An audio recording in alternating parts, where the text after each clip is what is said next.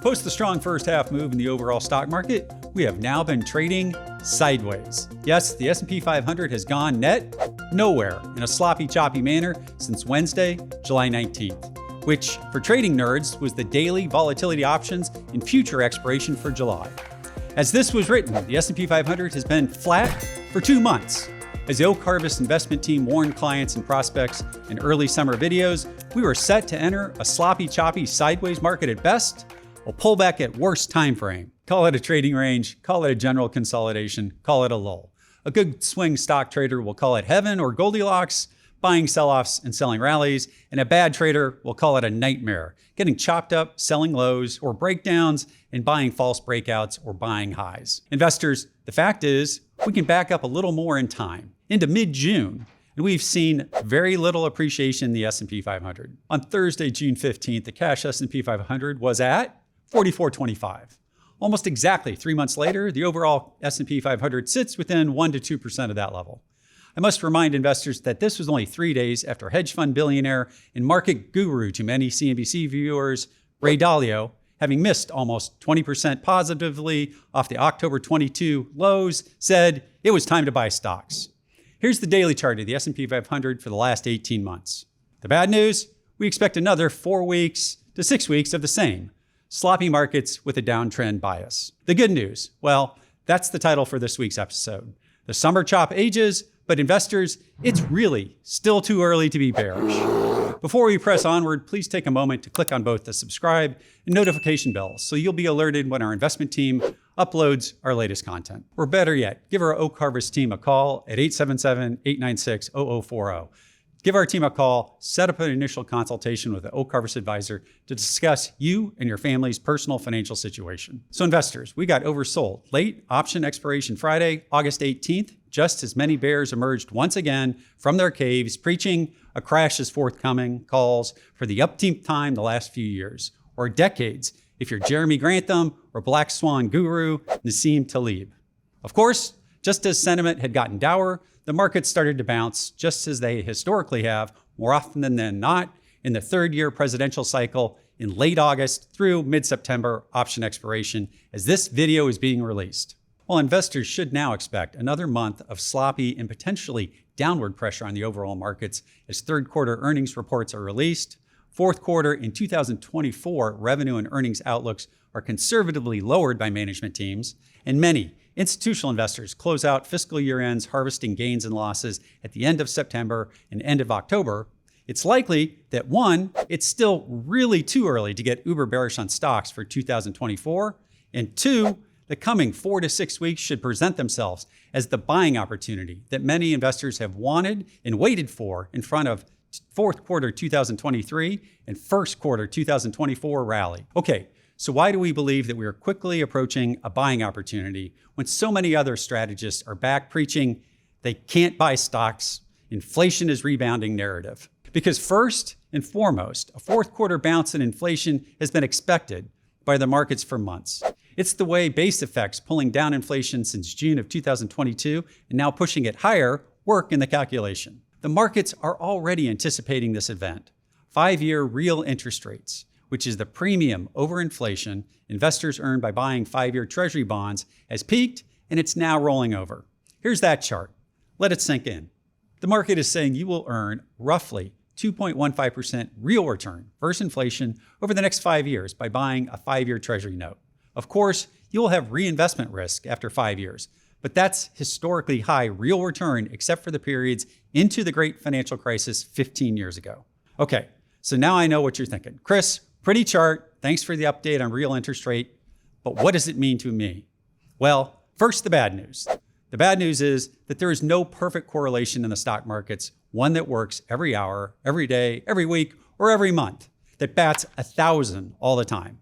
But the good news is that when one looks at historical time periods such as we look to be in, when real interest rates peak, when they break up trends, and when they begin declining, they are historically very bullish for equity assets and coming returns in the overall market. How bullish? Well, let's look at the last 3 times this has happened. Those were late December 2018, late April 2020, and mid-October 2022. Investors, each time the S&P 500 ultimately gained over 12% over the next 2 to 6 months. Did the rally start immediately? No. It took a bit of time, and we expect the same here, but ultimately it turned into a tailwind for stocks. Why? Because the real interest rate premium is one of the key components that many equity quants use in calculating the ERP, or equity risk premium, that goes into calculating fair value or a fair PE for the overall market. Lower real yields, lower real interest rates translates to higher equity valuations and higher PEs, all else being equal, where all else is usually earnings. The market's performance in the first half of 2023 is a great case study in this dynamic, in that almost all of the markets, plus 15% first half gain, was PE expansion. Most equity strategists who were bearish on 2023 and missed the move up in equities in the first half were focused on either, one, there being little to no earnings growth in the S&P 500 in the first half of the year, or two, the rise in nominal interest rates and inflation levels. Their theories or models being either or both dynamics would be bad for stock returns. Investors, Oak Harvest's first half outlook of 2023, which played out as we expected, was based on a realized peak in October of 2022 in real interest rates, peak in volatility, and the historic norms for a presidential election cycle year 3. So far, the summer is also playing out as expected and playing the tune of normal. What do we see for the fourth quarter of 2023 and the first quarter of 2024? Much to the dismay of many, we expect more of the same. What's that? That's more normal. Normal by historical standards, which is up and to the right in the markets post mid-October. Besides the recent breakdown in real interest rates supporting valuation and equities, the seasonals are there, and the presidential election cycle work becomes much more favorable after third quarter earnings reports. Per Steve Setmeyer's work at Merrill Lynch, when the S&P 500 has been above average returns in January through August, in year 3 of a presidential cycle, the rest of the year tends to be much stronger than average. Here are the fourth quarter returns historically. Oak Harvest has had a year-end target on the S&P 500 of 4,750 to 4,800 since early in the year. Using the above data, with the fourth quarter up 79% of the time, averaging about 3.25%, that would equate to roughly 4,650 to 4,675. A little short of our triangulation, but in the ballpark. For what it's worth, if the markets were to continue what has been a eerily similar path to the normal cycle we've been following, one would expect, after a brief first half October sell-off, a rally into Thanksgiving nearing 4,600, a year-end rally nearing 4,750 to 4,800, and a mid-year first quarter peak approaching 5,000. Yes, 5,000. That would be very bullish overall, but with increasing volatility. That would be normal. It's interesting to note that the strongest year-end stock returns for the markets have come not when the markets are up the most through summer. Nope. Not when they're up over 20%, but rather when they're up between 10 and 20% for the first 8 months of the year. So for all those dire warnings of impending crashes like 1929 or 1987, Mott Capital and the rest, while possible, they're historically unlikely, as those came after runs of over positive 20% through August, which we fell short of this year.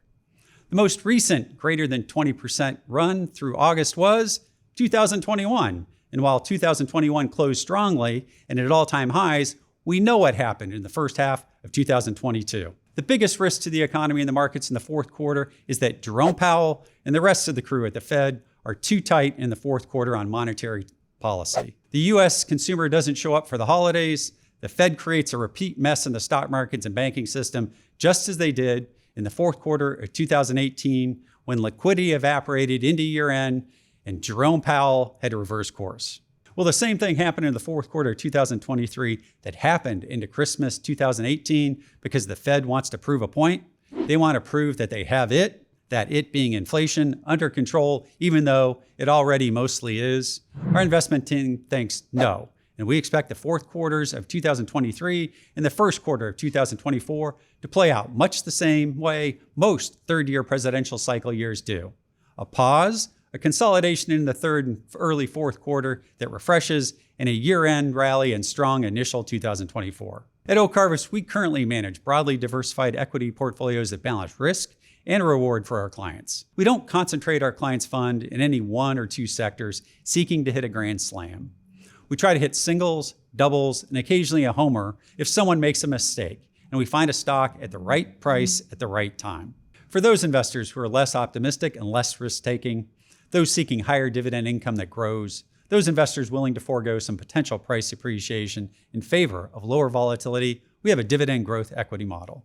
Those investors who are more optimistic, seeking higher long-term appreciation, which does carry with it higher expected volatility without the focus of dividend income, we have a blue chip growth equity model. These overall tools our advisors and financial planners use are usually a combination of market-based and insurance-based tools to meet your retirement goals. Our Oak Harvest investment team is busy working on some new and highly unique equity models, and few advisor teams in the country have the experience our investment team has. We plan on introducing one of these new equity products for our advisors to use as a tool for our clients in the not-so-distant future. One of these tools may even allow our investment team to express negative views on single stocks, sectors, or the markets in general if we so desire. Stay tuned. The future and the stock markets are always uncertain. That's why our retirement planning teams plan for your retirement needs first and your greed second. Give us a call here at 877-896-0040 and schedule an advisor consultation. We're here to help you on your financial journey into and through your retirement years. For myself, the rest of the investment team, Troy and Jessica, and all the advisors, have a blessed weekend.